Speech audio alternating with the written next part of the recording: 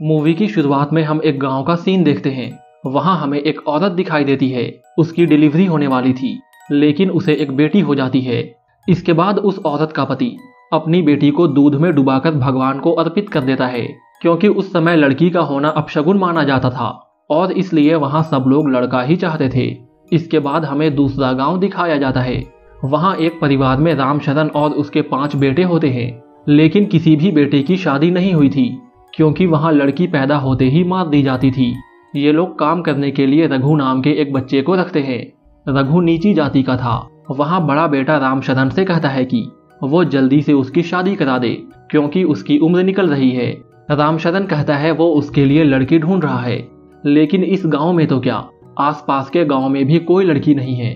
ये सुनकर राकेश और उसके भाई खाना छोड़कर चले जाते हैं, लेकिन सूरज उनके साथ नहीं जाता है। फिर गांव के ढेर सारे लोग एक घर में टीवी देखने जाते हैं। वो घर इनका सिनेमा हॉल था। वहां वो लोग अश्लील फिल्में देखते हैं। टीवी देखते हुए वहां के बूढ़े लोग रोने लगते हैं, क्योंकि आज तक भी उनकी शादी नहीं हुई थी। फिल्म देखने के बाद राकेश के अंदर हवस जाग जाता है और वो बाहर निकलकर जानवर के साथ अपनी प्यास बुझाता है। अगले दिन रामशरण गांव के पंडित को बुलाकर कहता है वो उसके बेटों के लिए कहीं से भी लड़की का इंतजाम करे और वो इसके लिए लाखों रुपए देने को तैयार है। ये सुनते ही पंडित अपने काम में लग जाता है। हम देखते हैं कि राकेश एक टीचर है। स्कूल में पप्पू नाम का दूसरा टीचर उससे कहता है कि उसकी शादी होने वाली है और उसे भी उसकी शादी में आना होगा। ये सुनकर राकेश को काफी जलन होती है और वो गुस्से में एक बच्चे को पीटता है। इसके बाद हम देखते हैं कि पप्पू की शादी हो रही है। पप्पू का पिता लड़की के बाप को 5 लाख रुपए और 2 गाय देता है। फिर शादी के लिए दोनों मंडप में आते हैं, जिसके बाद पंडित दुल्हन बनी लड़की का पाजामा खींच लेता है, लेकिन वो दुल्हन लड़की नहीं बल्कि एक लड़का होता है।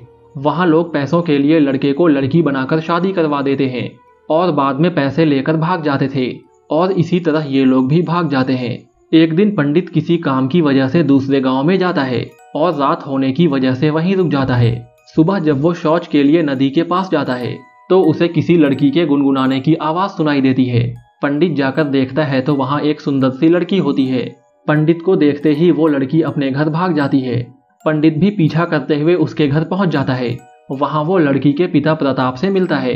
प्रताप पंडित से कहता है कि अगर गांव वालों को उसकी बेटी के बारे में मालूम हो जाता तो वो उसकी बेटी को भेड़ियों के जैसे नोचकर खा जाते, इसलिए वो गांव से दूर इस जंगल में रहता है।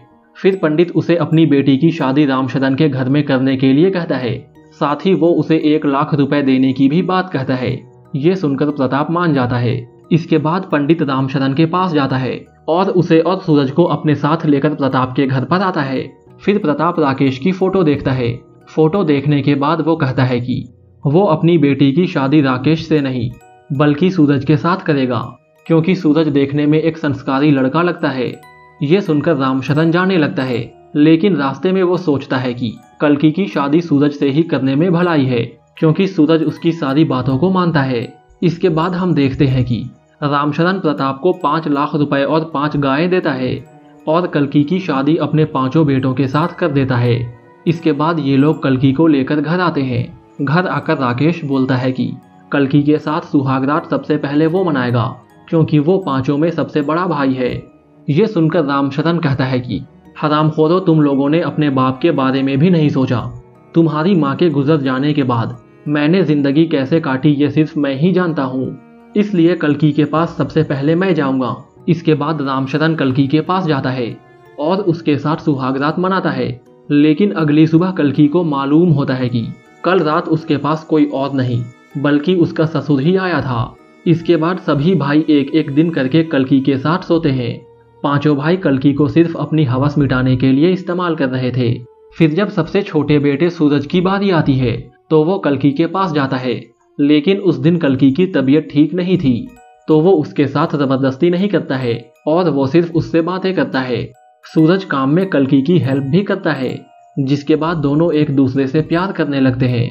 इसके बाद कल्कि अपने बाकी पतियों को अपने पास आने से रोकने लगी, जिससे रामशरण और उसके बाकी बेटे जलने लगते हैं कि सूरज ने ही उनका काम खराब किया है। अपनी हवस मिटाने के लिए ये लोग इतना नीचे गिर जाते हैं कि कोई सोच भी नहीं सकता है। एक दिन चारों भाई मिलकर सूरज को मार देते हैं, जिसके बाद कल्कि बिल्कुल अकेली हो जाती है। इसके बाद रामशरण समेत बाकी भाई कल्कि के साथ दिन में कई बार जबरदस्ती करते, लेकिन कल्कि चाहकर भी कुछ नहीं कर पाती। फिर एक दिन वो रघु के हाथों अपने पिता के पास चिट्ठी भेजती है, जिसके बाद अगले ही दिन प्रताप वहां आता है। यहाँ रामशरण प्रताप को और 1 लाख रुपए देता है, क्योंकि वो भी बिना बताए कल्कि के साथ सो रहा था। अपने बाप के पैसों के लालच के बाद भी कल्कि उसके पैर छूती है। कुछ देर बाद प्रताप वहां से चला जाता है। भले ही प्रताप अपनी बेटी को इन भेड़ियों से नहीं बचा पाया, लेकिन कल्कि अपने बाप को खुश देखना चाहती है। प्रताप के जाने के बाद राकेश और बाकी भाई कल्कि को बहुत मारते हैं। वो कहते हैं कि तुम्हारी वजह से तुम्हारा बाप यहाँ आया और हमें उसे 1 लाख रुपए देने पड़े। मार खाने के बाद कल्कि रघु से कहती है कि वो यहाँ से आज़ाद होने में उसकी हेल्प करे। अगले ही दिन रघु कल्कि को लेकर भागने लगता है, लेकिन रास्ते में ही राकेश और उसके भाई उन्हें पकड़ लेते हैं और फिर रघु को वहीं मार डालते हैं। इसके बाद वो कल्कि को घर ले जाते हैं और उसे गाय वाले घर में बांध देते हैं। इधर जब रघु के घर वालों को ये मालूम होता है कि रामशरण और उसके बेटों ने ही रघु को मारा है, तो वो बदला लेने के लिए वहां आते हैं। फिर जब रघु का चाचा कल्कि को बंधा हुआ देखता है, तो वो कहता है कि तुम्हारी वजह से ही ये सब हुआ है। इसके बाद वो भी कल्कि के साथ जबरदस्ती करता है। फिर वो अपने बिरादरी के लोगों में जाता है और उन्हें भड़काते हुए कहता है कि बड़े लोगों ने उनके बच्चे को मार डाला। फिर ऐसे ही कुछ दिन बीत जाते हैं। कल्कि प्रेग्नेंट हो जाती है। इसके बाद रामशरण वापस उसे अपने घर में रख लेता है, लेकिन वहां सभी कंफ्यूज होते हैं कि उस बच्चे का बाप कौन है। वहां रामशरण कहता है कि सबसे पहले उसी ने उसके साथ कांड किया था, इसलिए ये बच्चा उसी का है। जब प्रेग्नेंट वाली बात रघु के चाचा को मालूम होती है, तो वो अफवाह फैला देता है कि बच्चे का बाप रघु का भाई है, क्योंकि वो कल्कि को अपने पास रखना चाहता था। इसके बाद ये लोग कल्कि को लेने के लिए रामशरण के घर में जाते हैं, लेकिन गुस्से में आकर रामशरण और उसके बेटे उन पर फायरिंग करने लगते हैं। इस फायरिंग में रघु का भाई मारा जाता है। बचे हुए लोग वहां से भागने लगते हैं।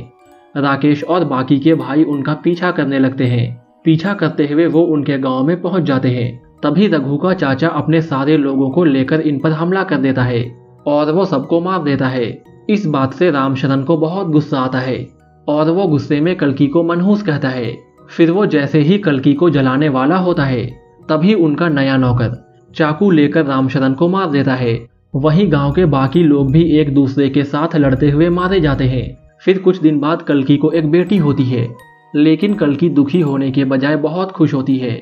इस मूवी में इंसानों की हैवानियत को दिखाया गया है, जो बेटी होने पर उन्हें मार देते हैं, लेकिन बिस्तर में हर एक इंसान को लड़की की आवश्यकता होती है और इसी पॉइंट पर यह मूवी खत्म हो जाती है।